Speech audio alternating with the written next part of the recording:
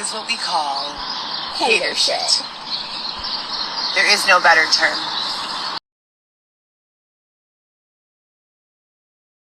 This is not my first time at the rodeo. I have 3 children. This is number 4. I've also been pregnant 2 other times, including last year, which when he passed away sadly at 18 weeks, 6 days. And then for everyone who's like, well, if you're contracting, why don't you go to the hospital? I remember my first beer. You're so stupid. I remember my first beer. I feel like she rehearsed that. That's cute. When you go to the hospital for a contraction, they put you on a little monitor on your belly. They see if you're actively contracting, and if you're not, guess what? They tell you to go home. So if my contractions only ever start when I'm walking or getting upset, stressed out, they're never going to show up on the monitor. Yes, I agree with that part, but you should also kind of put 2 and 2 together, and that means if you're stressing, you're going to contract. So, yeah, stop stressing, stop being a bitch. Just chill out. There, and I've gone to Northwestern 2 or 3 times when it starts. By the time I'm like laying down and relaxed, they're not there anymore, you know? So it's just incredibly painful and scary because I'm afraid that like it's cutting off the baby's oxygen supply or something. Like it's crazy how hard my abdomen gets. I stop and force Xavier to touch it so he could see what I mean. I'll go from like squishy, like soft belly to literally like belly made of steel in no time. Oh my gosh, I was about to say she needs one of those balls, but then, no she don't, because that thing, oh my gosh, I don't know why, but I did not use one of those, like, exercise pregnant balls until I had my last child, and oh, it helped so much, and it helped her come out, and it was, like, okay, a little, like, you know, y'all know what I mean, come on, okay, whatever, most of y'all are grown around here. Oh my gosh, her and that hand, I'm gonna chop it off. I'm just kidding. And now we're having this. Babe. Wait, what is it? And now we're having this. Who knows what this is? Multiple. Babe. We're having this. Who knows what this is? Multiple. Babe. Don't be so quick. All this for under $1,500 in Chicago. Oh, Heather. Like, really? Are you really sitting there and looking? You do you, boo-boo. Like, I can't believe how. It's like, you know what's sick? Is she's looked more for an apartment than she has anything else in the world to get her up on her feet to help her and her kids. But, an apartment. She thinks she might have a chance with an apartment, so she's going to look for them apartments. But she's not going to get up and go to the doctors, get her blood test drawn, make sure the baby's placed okay. Like, a lot of things can go wrong in pregnancies, especially nowadays, and especially being older. Like, she's not old, but she's in her late 30s. Like, isn't she, you know, so it's going to be a little more difficult. There's always a higher chance the older you get, obviously. And add on top everything else she's going on, I'm scared she's going to have the baby. My biggest fear, y'all, like, I don't even want to say it. But my biggest fear, y'all can pretty much allude to, it's her not going to the hospital. And then, you know, that's all I'm going to say. Areas of the brain. With regards to being bullied and harassed, beaten and abused, in a natural state of calm, in a heightened state that's natural, but not a paranoid, unjust paranoia, a just paranoid state. So like, work with people from situations that cause them to normally get anxious on a regular basis. You can't so much factor in poverty because, this is its own lesson, once a person becomes accustomed to a lifestyle, like the very first day that they threw me out of my house, I cried hysterically for about 7 hours in public. I told every single person who I passed at Starbucks, oh my God, they just threw me out of my house for no reason. All these bags is all I have left. Can I please stay in here while I try to figure something out? I have no one. I don't know what I'm going to do. And I'm like literally having an entire nervous breakdown in Starbucks. Oh no. Oh my God, what a shit show. Gosh. And now I've been in a tent for almost, how many months? You should know this, Heather. Like, how many times do you say? I swear, this better not be my connection. I'm sure it's hers. I don't know why I even question myself on that. 12, 14 months. No, it's been since February 15th, 2022. 23. Almost 12 months. So almost when the baby's due on February 15th. And I thought it was a 14. I cry about it occasionally, but maybe like for 5 or 10 minutes a day, you know?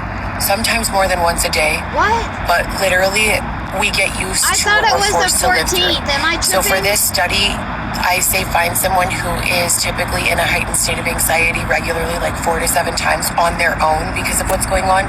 Don't curate conditions for people, you know? And then the effects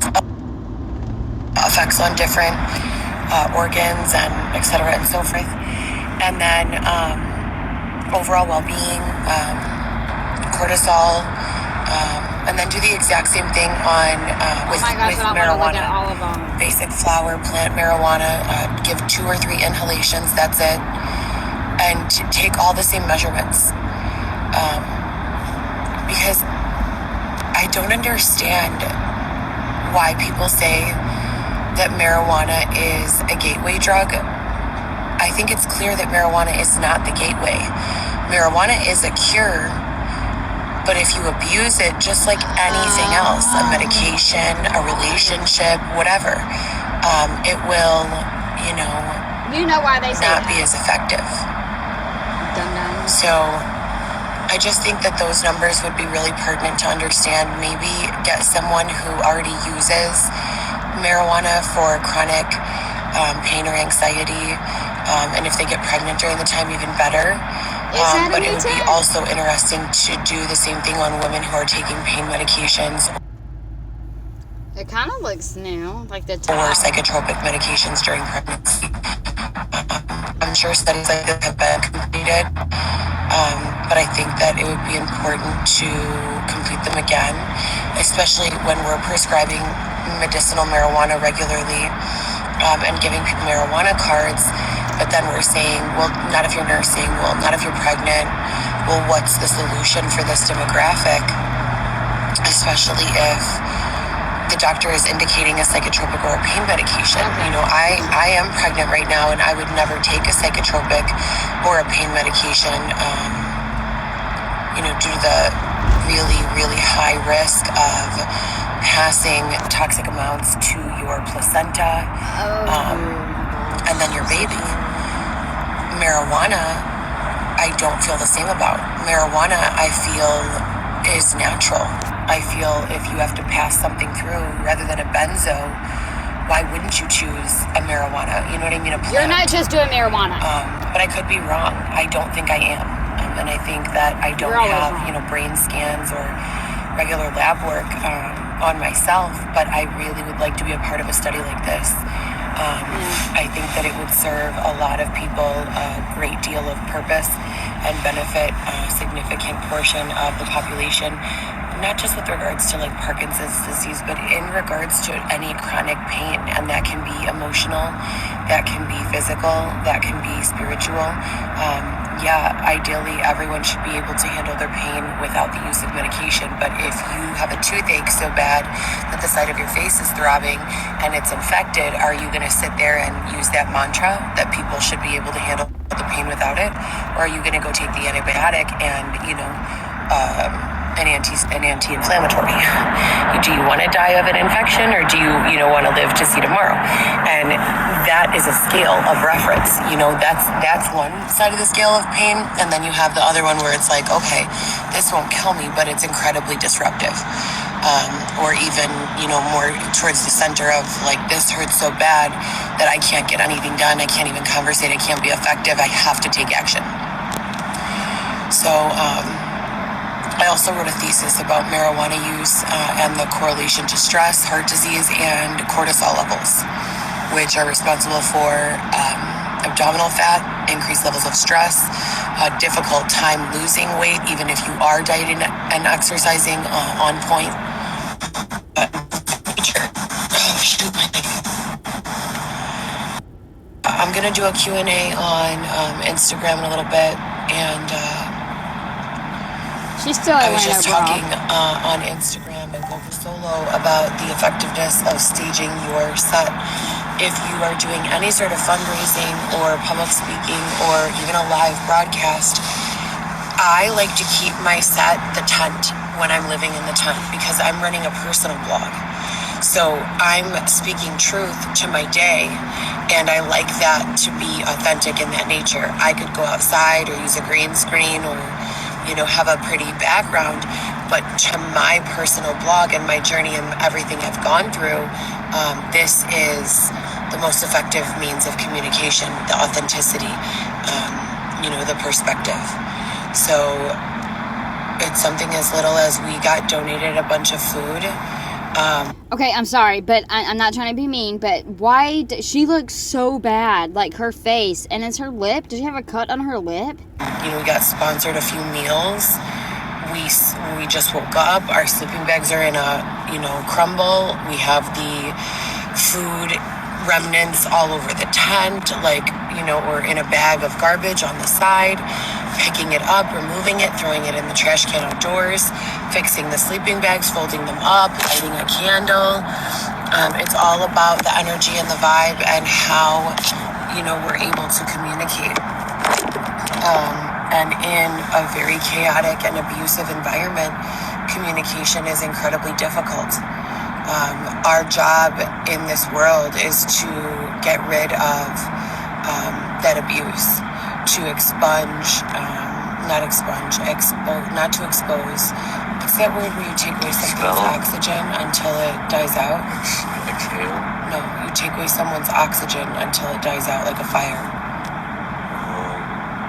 Excavate? No. Suffocate. Our goal as society as a whole is to suffocate that hatred and that bullying. When it starts to blow in our direction, we're all taught to take the high road and not return that energy. But at times we need to come up with something that is equally effective and opposite. So maybe, as I said a million times, turn it around on that person and genuinely ask them, what's going on in your life? Are you okay? And if they say yes, maybe do a little fact finding, right? Skeletons in their closet. I'm not saying go around and be mean to people and extort them. I'm saying mind your own business, stay in your own lane, do a good job. And if someone is fucking with you, your problem here with me is X, Y, and Z. Here's 6 or 7 reasons why that's not true. And here's one reason why you should examine your own life. How's your relationship with your children? How is your relationship with your wife? How, are you as a partner in business, in life, in sex, in brand building and storytelling and the retention of information within your family and the evolution of, where your family is going. If you are in such a place that your family is on point like the fucking Jetsons, you don't have to worry about your kids because they know what to do, they know how to win, etc. and so forth, then you owe it to society to turn that outward on, and help someone else. Now, if you're still in a position where you need to help your own family, you can't be hijacked, and this is what I feel they've done to me. I feel as though they're hijacking me from doing my job as a mother so that I can help, with whatever they want. And I don't appreciate that. When the main goal, the word is snuff, is to snuff out bullying and increase compassion and kindness. I just walked by a lady who was asking for money on the street, and I'm thinking to myself, I am about to have a baby. What the fuck? I'm sleeping in a tent. I understand people have difficult times. Well, at least she's doing I something. shouldn't be reaching into my wallet and giving this woman $1 or $5 or any dollars. I have no money, you know, but I can't help myself. It's like almost automatic. I have $10 in my wallet, so why wouldn't I give one of those dollars to someone who is homeless, right? Why wouldn't I, you know? And it's like every time you pass someone, if you give 1/10 of what you're worth, how many people do you pass before you have nothing left? And that's the lesson I cannot seem to grasp. I cannot seem to be able to look at someone and not feel the pain that they are currently experiencing. All right, get it together. It's like I said to a figure, if $75 to $100 in the day, you know, she's sitting at a very high foot traffic area outside of the Marianos, you know, out here. So it's like, what am I doing, you know, wrong over and over and over, not being able to ignore the compassion that I see and that I feel in myself for these situations that I see in others and can relate to. And then when I'm naturally that person, when that is my true natural state, is very giving, very compassionate, very understanding, why am I then in receipt of it? I wrote a post about this January 5th, 2020 on a big piece of cardboard. My art supplies had been mostly ruined. I had been through it. I mean, everything you could think of I had been through in my apartment on Roscoe. And Dylan, that was like 2 days before Dylan put a padlock, iron hook padlock with a big, huge, stronger, what are those padlocks called? The brand of padlock? She always be asking Master Xavier, what lock, is thank you. this? What is that On the word? outside of my bedroom, and I called the police, and I'm freaking out, and I'm scared, and I had nothing, you know, left anymore. Everything was being destroyed or whatever, on camera mostly. And I took apart this box from a TV that he had just bought, huge TV, and I just wrote this note to the world, and it said, as a giver. So for myself, my love language, the way I show love to others is exactly as I just expressed. If I have $10, I will give you one, even if that's my last $10. If I have, you know, and I'm trying not to be this way. If I have an opening in my house, meaning an empty sofa or an empty, you know, couch or something, and I know you for a small period of time, and you have, you know, proven that you've been a kind person and you haven't done anything in front of me that's been bogus, I would most certainly be like, sure, you could sleep over here for one night. That's what got me here. You know, that is what got me in this situation. That is what got me, you know, robbed and abused and all of this stuff. But then I'm being forced to not only defend myself, but reconcile all of those decisions, because they were all pretty selfless. I mean, I guess the selfish part would be just that, like, I enjoy having love around and having a good vibe, good energy, good sense of I swear, if this is my phone, I apologize. I wonder if anyone said anything in the comments. good sense of community and family. You know, but expressing gratitude for my community and the people around me in meals that I share and other, like, nice things. And this has nothing. Okay, thank you, Tina. We need better Wi-Fi. Okay, thank you. I was about to freak out. Nothing to do with being sexual. This has nothing to do with being a pushover. This has nothing to do with being a yes man. This is like a pure thing about me. When everyone in my immediate surrounding is taken care of, when we all have eaten enough, when we all have money in our pockets, when we are all happy, when all of our children, you know, don't even know that problems exist in the world or have a limited perspective and spend most of their time playing together and laughing together and creating memories together. These are the goals that I always have, and the most pure moments of happiness that I always, and memories that I have. So when you try to reconcile where you are now or where I am now with all of that, it's like, what the fuck? You know, how does this happen?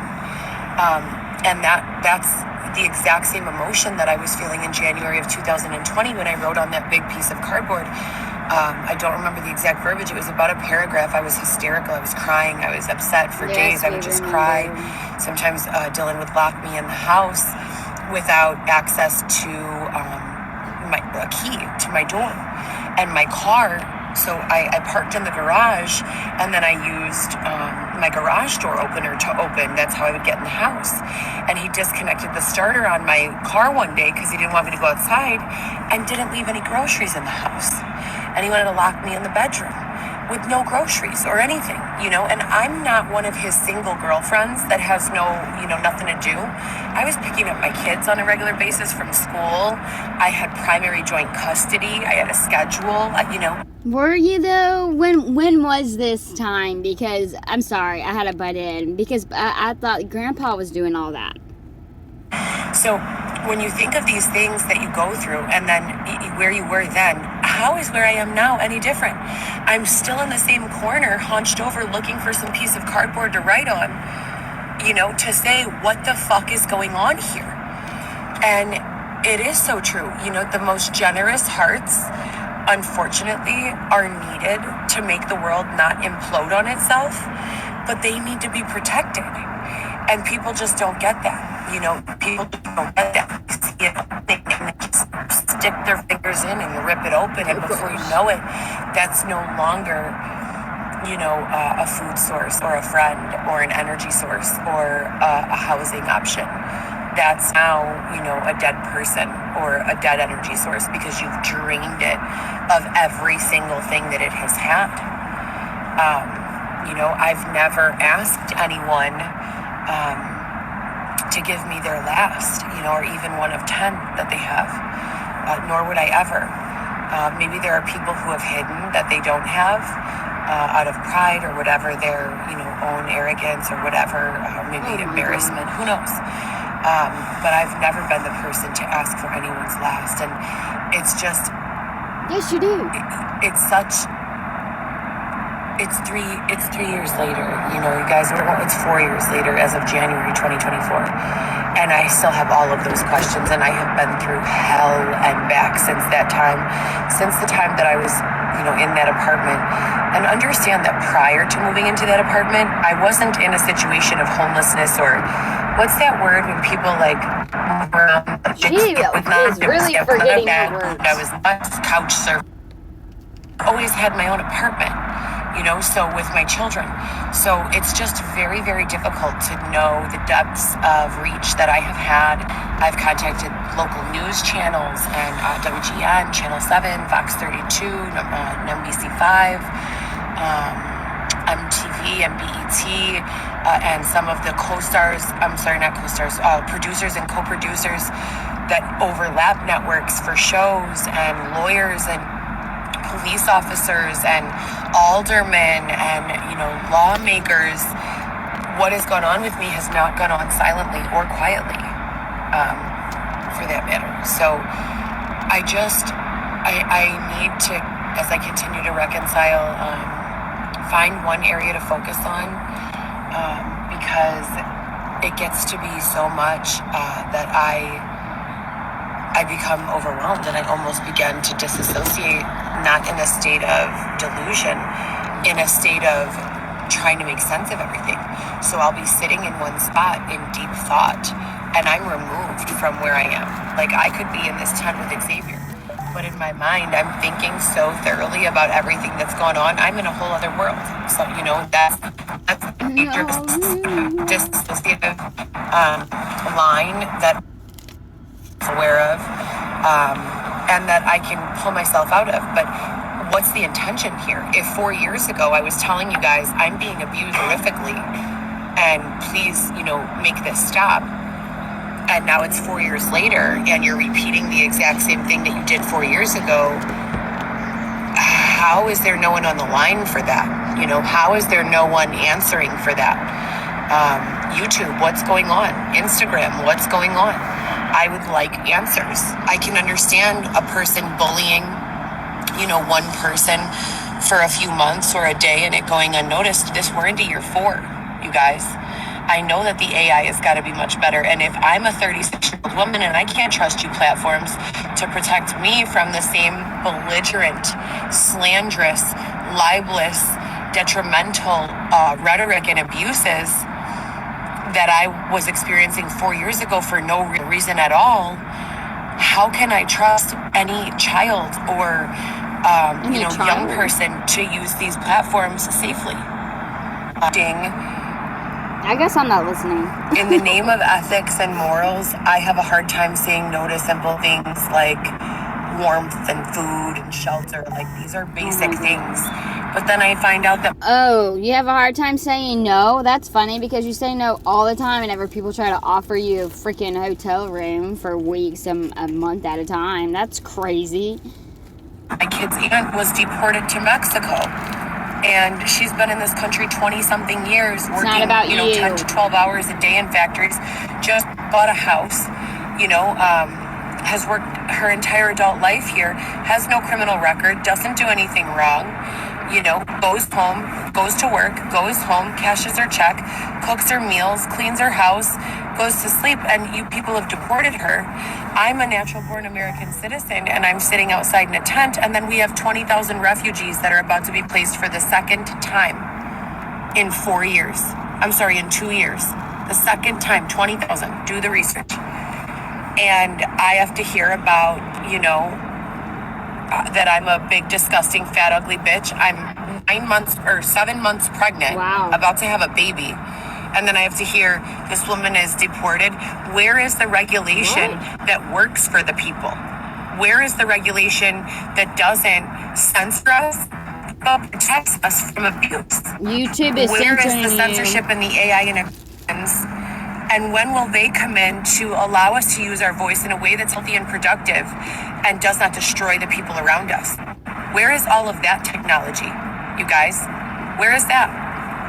And I think that in the sense of being generous and compassionate and kind, you have to consider that will be a significant portion of your users. And if you don't want to have kind, caring and compassionate people on your platforms, you at the very least owe them the protection and peace of mind to utilize the space in a way that is safe and free from abuse. Because otherwise you are part of the problem and you are allowing kindness and goodness and generosity to be extinguished, to be snuffed completely out. Is that the kind of world that you want? I don't think it is. I don't think that's the kind of world that anyone would be able to survive in. I know it's not. So let's save ourselves the time of continuing to repeat this process and stop the abusiveness and start the compassion and start the being logistic and practical and communicating openly and discussing the next steps. This is ridiculous. Oh, Lord. Anyways, I just wanted to say that. I hope everyone has a great day. I'm doing a live Q&A on Insta, and I'm probably going to do my makeup while I'm doing it. Save the candle. See, look. Still sleeping in the time, space heater. I'm doing it. Still sleeping in the time, space heater. And I hope everyone has a great day. I'm doing a live Q&A on Insta, and I'm probably going to do my makeup while I'm doing it. Why does it look like that? What happened? Like, is it a cut? I hope that's all it is. Photos of the kids, photos of my unborn baby, ultrasound photos, and my planner with all the dates, and I'm just putting together everything, where we've been, what days we've been there, and then just sitting around. I feel incredibly heavy. I've gone into contractions a bunch of times, but they stop when I rest.